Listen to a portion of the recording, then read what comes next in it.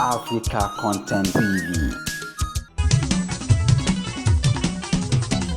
Olórí burú èèyàn o, olórí burúkú nínú olórin, olórí burú èèyàn nínú olórin.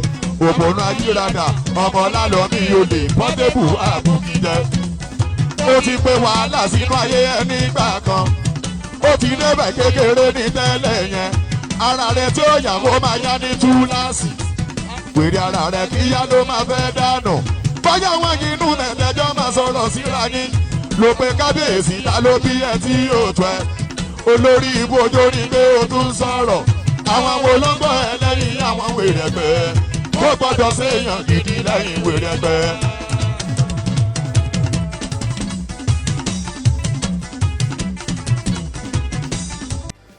Wambi Portable Ọmọlá lọ́mí tábàtà ẹ̀ má tanra ẹ̀ torí kí ló ní tẹ́nìkan ò ní rí owó kí ló ní tẹ́nìkan ò ní rí ilé kí ló kọ́ tẹ́nìkan ò kọ́ rí jọ tábàtà ẹ̀ má tanra ẹ̀ wọ́n ní bájá bá síwín amójú olówó ẹ̀ ní Saheed Osupa borin kúrò rẹ̀ ní àyọnu sí.